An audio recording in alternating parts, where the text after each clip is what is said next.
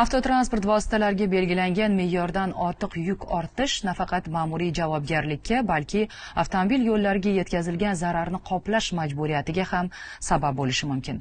Ana shunday holat yuzasidan Toshkent viloyati avtomobil yo'llari bosh boshqarmasi fuqarolik ishlari bo'yicha Boyovut tumanlar aro sudiga murojaat qildi. Da'voda me'yordan ortiq yuk bilan harakatlangan haydovchidan yo'l infratuzilmasiga yetkazilgan zararni undirish so'ralgan.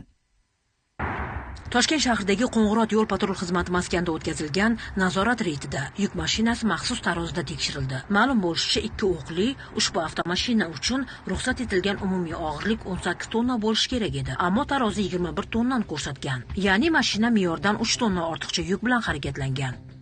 Bu holat bo'yicha haydovchiga ma'muriy chora ko'rildi. Shu bilan birga ortiqcha yuk yo'l qoplamasiga yetkazgan zarar ham alohida hisoblanib, uni undirish uchun sudga da'vo kiritildi. Sudda aniqlanishicha, javobgar o'ziga tegishli bo'lgan yuk avtotransport vositasi bilan Toshkent viloyati Chinoz tumani hududidan Toshkent shahar Chilonzor tumani Qo'ng'irot yo'l patrul xizmati maskanigacha jami 45 kilometr yo'l masofani bosib o'tgan. Natijada javobgar tomonidan mazkur yo'lning yo'l qoplamasi hamda konstruksiyasiga zarar yetkazilgan. Javobgarning yo'lga yetkazilgan zararning miqdori Vazirlar Mahkamasining qaroriga asosan belgilangan tartibda hisoblab chiqilgan. Ya'ni yetkazilgan zarar 5.562.000 so'm deb baholangan.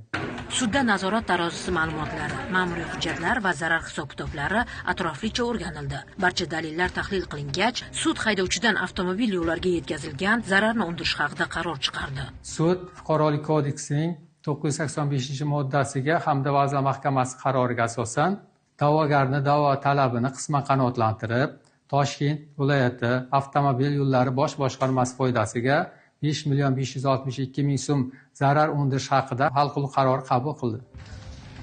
Mutaxassislarning eslatishicha, ortiqcha yuk tashish faqat jarima bilan tugamaydi. Agar bu yo'llarga zarar yetkazsa, uning tovoni ham qonun asosida haydovchi yoki mas'ul shaxsdan undiriladi. Bu esa yo'llarni asrash hammaning mas'uliyati ekanini yana bir bor eslatadi. Mo'tabar Nurmuhammedova, Zohidjon Mamasoliyev, Sirdaryodan.